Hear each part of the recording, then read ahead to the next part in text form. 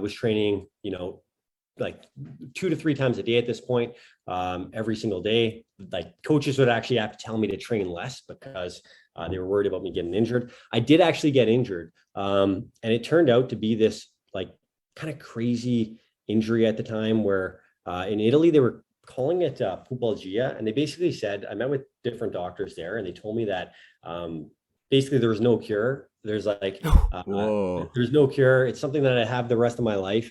And there'd be some months where I'd be able to play, some months where I wouldn't. And there's nothing you could do. So I tried to play through it. I pushed through for like 4 months, got to the point where I started getting the pain in the other hip too. And I would just after training, I wouldn't be able to walk for 2 days, right? So I'd like train for a day and then I'd be off for like 2 or 3 days just in pain walking. So it was pretty bad. And then from there, I'm like, I need to get fixed. So I talked to my coach, got permission from the club. And like, obviously you're not making great money at this point too. I think I was, I don't know if I was 19 or 20, maybe younger. And yeah, at this point, I like asked the team for permission to leave and like go find a way to fix this thing. So I obviously did a ton of research online. I heard about this thing called prolotherapy in Canada with a doctor. So I went and met with this person, and he, did his test, checked everything out, and he asked me the first thing he asked me was, "What would you do if you could never play soccer again?"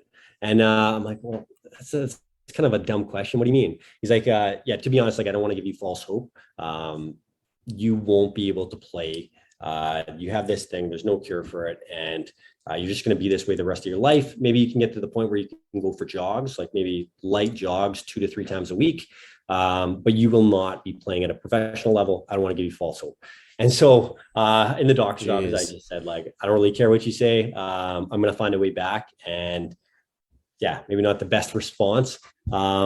But yeah, I went home and that was like what felt like probably the worst day of my life up until that point.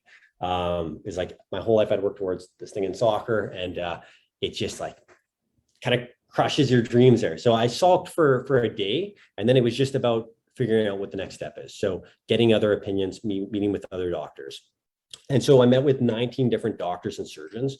And at the time I was playing. Did you say 19? 19, yeah. That's crazy. Wow. Yeah. Who all said I would never play again. And then basically like, I was like playing poker to fund flights to go visit these people and just trying to scrape by whatever I possibly could to like, just see the next doctor, try the next thing. And yeah, eventually there was someone told me about a surgeon where it was a surgeon in the US who invented this surgery, and they said you should go see this person. So again, went to go see them, and there was a lot of other things you had to figure out too. Like getting in to see these doctors was tough. Some of them had like year wait time, so you'd have to figure out how to get in like a week instead of a year. Yeah. But yeah, went to see the surgeon, and he thought he could fix me. And it was like a crazy amount of money per hip, and I had no money at this point. So I was like calling banks, trying to get loans, trying to figure out everything I could to scrape some cash together. I like played, had a little bit of poker money. So you were literally playing poker to get money. Yeah, I wasn't making a lot of money either. Just like to get the bare minimum, just to get by. Like, what game were you playing? Texas Hold'em. Okay.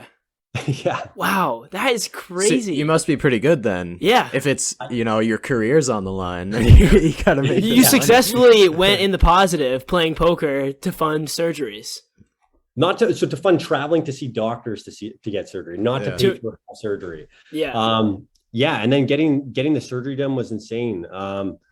Eventually, like basically, I had talked to my family and talked to everyone I possibly could. Some of the poker money like went into this like penny stock, and there was a little bit of money there, but I ended up with like $30,000 when I needed $140,000, and then ended up getting after like a long time getting it on like a payment plan. And then I went and got 2 surgeries there. Both surgeries failed. No. I got both hips done. Those didn't work out. And then from there, I was basically doing rehab. There's this place in Dallas where they would let me.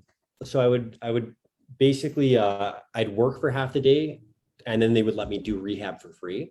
So I wouldn't get paid anything, but I just work to cover rehab, which is like for me, it was incredible. Yeah, did that for a long time, wasn't able to get better. Then there was a doctor in Philadelphia who was doing all these things like outside the hip joint. So I had like bilateral sports hernias. I had a bunch of stuff going on with like my hip flexors, groin, all that stuff. And I met with this doctor, and he was actually both surgeons were soccer players. So the first one had like played for the Canadian national team growing up, and then the second one played at Harvard. And then basically I met with him, and I'm like, showed him everything. He examined me, and he said, I don't know if this surgery is going to work. Like, I have no clue. But if you don't get the surgery, I know you're not going to play again. So yeah, like, you can go forward with it if you want, but I have no clue if this is going to help you. And then obviously it was a no-brainer. I'm like, yeah, of course I want to move forward with it. But then I had no money. So I was in Philadelphia, and the surgery got canceled 3 times because I had no money to pay for it.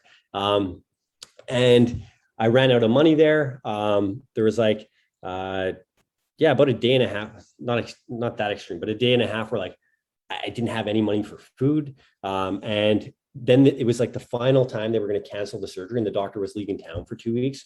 And they finally just put part of it on a payment plan, to put most of it on a payment plan for me.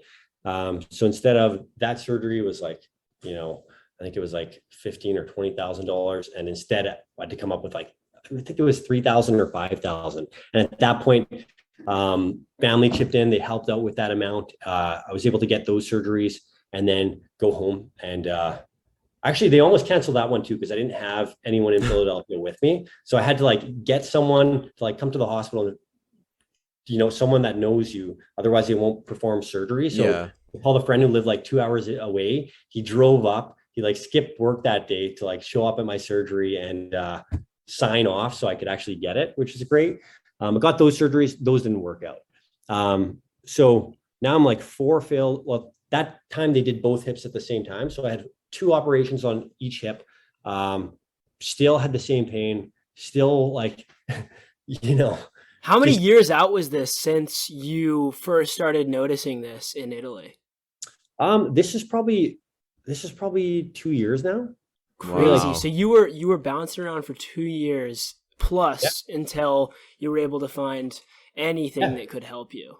For sure. And then I had this incredible physio. His name's Mark Ryan, a guy in Colorado, who we would just talk, and like, he was kind of following me on my journey here. And we just started trying different things and there were certain things that would give me relief for, 5 or 10 minutes. And so we just did more of that. And we did this thing where like for 4 months, I didn't jog. I didn't do any weights. It was just like doing these random things that would give me a little bit of relief, doing like light hip flexor stretching, a ton of just glute work. And eventually after 4 months of that, I got to the point where I could walk pain-free, which is incredible. And then was able to get, build up to jogging for 30 seconds, and then a minute, and then 5 minutes, and then 10 minutes, and then like built up to like jogging 30 minutes straight, and then accelerating and changing directions. And then built back up to the point where I could get back to Italy. And then, I got healthy, got back to Europe. And it was just one of the most incredible things, like landing in Rome. I actually like started crying on the plane because I just didn't know if I'd ever get back there.